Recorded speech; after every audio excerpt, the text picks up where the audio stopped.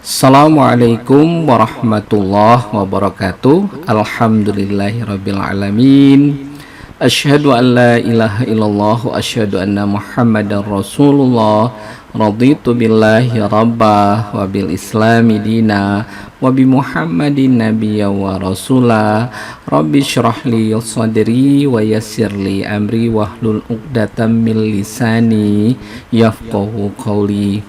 Puji syukur pada Allah kita panjatkan bahwa kita masih diberikan kesehatan, diberikan keleluasaan waktu, diberikan rezeki yang melimpah, dan selalu kita di bawah lindungan Allah Subhanahu wa Ta'ala.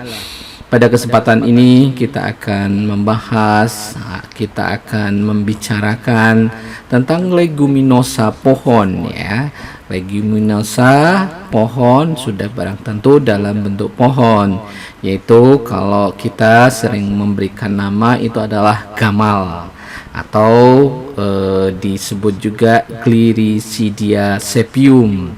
Nah, ini adalah salah satu leguminosa pohon yang produksinya tinggi dan potensial untuk kita jadikan hijauan pakan, terutama pada sistem 3 strata ataupun digunakan sebagai cadangan pakan ternak, hijauan pakan ternak di musim kemarau, karena pada musim kemarau pun dia bisa masih mempunyai produksi hijauan yang cukup tinggi.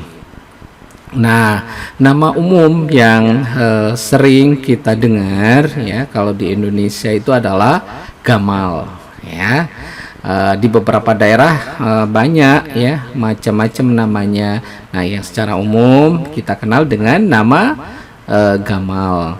Kalau di Inggris ya dikenal dengan quick stick.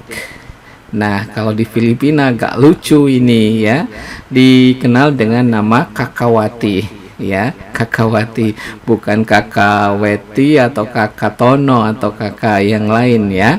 Nah, ini kalau di Filipina. Nah, klasifikasinya bagaimana? Kingdomnya masuk plantae atau tumbuhan, subkingdomnya Tracheobionta, tumbuhan yang mempunyai pembuluh atau berpembuluh. Kemudian superdivisinya masuk Spermatophyta, menghasilkan biji ya. Kemudian divisinya Magnoliophyta, tumbuhan berbunga. Bunganya sangat indah, sangat cantik ya, apalagi kalau misalnya dia lagi berbunga luar biasa cantiknya ya, seperti digambarkan di dalam di awal ya, gambaran di awal slide yang kita tayangkan itu sangat indah sekali ya bunga ini. Kemudian subkelasnya adalah Rosidae, ordonya Fabales, familinya Fabaceae, suku polong-polongan ya. Jadi gamal ininya adalah dalam bentuk polongan ya. Nah, genusnya Gliricidia. Nah, spesiesnya adalah Gliricidia sepium. Nah, kita lanjutkan ya, karakteristiknya bagaimana? Pohonnya berukuran kecil sampai sedang dengan tinggi sekitar 10 sampai 12 meter ya, cukup tinggi. Kalau misalnya dia dibiarkan tumbuh ya, dia akan bisa mencapai 12 meter ya dari tanah tentunya. Kemudian daunnya bersirip ganjil, panjang sekitar 30 cm. Helai daunnya sekitar 5 sampai 20 cm, bentuknya oval sampai bulat ya. Panjangnya antara 2 sampai 7 cm dan lebar antara 1 sampai 3 cm. Nah, bunga yang bunganya ini membentuk kelompok tangkai pada batang muda dan tua. Bunga keluar tunggal dengan 20 sekitar 40 per tangkai. merah muda sampai ungu muda bercampur putih. Sangat indah kalau misalnya dia lagi berbunga, lagi bersama-sama berbunga, sangat indah. Dan bahkan di beberapa tempat itu yang mendominasi justru bunganya, ya. Jadi ini sangat indah. Nanti kita akan bahas bagaimana strategi supaya memperbanyak daunnya, karena kalau untuk tujuan hijauan pakan ternak sudah barang tentu kita menginginkan produksi daun ya dalam bentuk hijauan itu yang banyak, ya, bukan bunga arahnya nanti dia akan berbuah. Persiapan untuk bijinya digunakan untuk bibit tentunya. Nah, bagaimana buahnya? Buahnya itu dalam bentuk polong hijau, ya, kemudian kuning coklat muda ketika tua, ya, jadi agak kecoklatan kalau sudah tua, dengan panjang 0 sampai 18 cm, ya. Lebarnya 2 cm, biji 4 sampai 10, kuning coklat muda sampai coklat dan hampir bulat bijinya.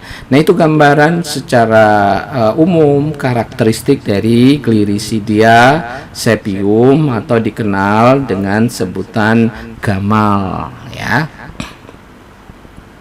Oke, untuk apa ya penggunaan atau manfaat dari Gliricidia sepium ini? Nah, yang pertama yang biasa kita lihat atau masyarakat atau petani atau peternak itu biasanya menggunakan Gliricidia sepium ini digunakan sebagai pagar hidup, karena gampang sekali dipotong, bisa ditancapkan langsung dia berkembang. Dan kalau disusun rata, dia secara rapat itu menjadi pagar yang sangat indah. Tidak hanya berfungsi sebagai pagar, dia juga berfungsi sebagai sumber hijauan. Nah, biasanya untuk hijauannya kita menggunakan sistem cut and carry, karena berbentuk pohon ya hijauan. Jadi kita pakannya atau hijauannya kita potong, kemudian kita angkut, kita berikan untuk ternak kita, ternak ruminansia kita, ya. Bisa sapi, bisa kambing, ataupun bisa domba tentunya. Kemudian sistem tanam lorong. Nah, ini juga bisa dijadikan penanamannya itu sistem lorong, di mana di tengah-tengahnya itu bisa ditanam berbagai macam tanaman sesuai dengan tujuannya. Misalnya sistem 3 strata sudah barang tentu setelah penanaman dari Gliricidia sepium ini mungkin bisa ditanam hijauan pakan atau hijauan yang hijauan bukan hijauan tentunya, misalnya tanaman pangan juga bisa. Dan sudah barang tentu ini adalah sumber protein, ya, sumber protein yang berkualitas Gliricidia sepium ini. Karena sumber proteinnya tinggi, begitu dia menjadi serasa jatuh, itu akan menjadi pupuk hijau, ya, pupuk organik yang sangat berkualitas tentunya. Kemudian berikutnya manfaat atau penggunaan, ya, kita gunakan sebagai pelindung, ya, kita gunakan sebagai pelindung. Jadi kalau pagar sudah otomatis dia akan melindungi areal atau tempat kita, lahan kita itu sangat bagus, ya, terutama ditanam rapat. Dan itu akan kelihatan indah gitu nanti kalau ini sudah barang tentu kita akan lakukan pemangkasan dengan baik. Nah, kayunya bisa digunakan sebagai kayu bakar. Itulah beberapa penggunaan atau manfaat yang bisa digunakan oleh petani ataupun peternak dari Gliricidia atau leguminosa pohon Gliricidia sepium ini. Nah, sekarang kita beranjak pada kandungan nutrisinya.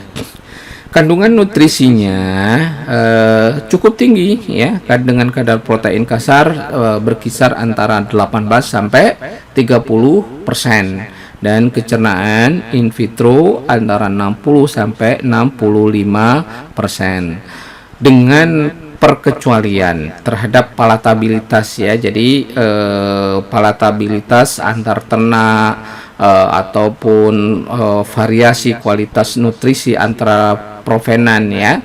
Jadi jenis-jenis tertentu ya, yaitu berhubungan dengan keadaan lingkungan dan genetik, itu memang belum banyak kita evaluasi. Jadi biasanya ternak itu karena kebiasaan kita memberikan hijauan ya. Kalau sejak awal kita berikan hijauan itu, insya Allah biasanya ternak kita sudah menyesuaikan sehingga dia mempunyai palatabilitas yang tinggi pula. Sama dengan kita ya, dengan manusia atau dengan orang, di beberapa daerah dia ada yang menyukai makanan tertentu ya, atau lauk tertentu, tapi di tempat lain mungkin lauk tersebut menjadi sesuatu yang tidak dimakan ya. Contoh paling gampang atau paling mudah itu misalnya durian. Itu tidak semua orang menyukai durian, tetapi ada orang yang maniak sama durian ya.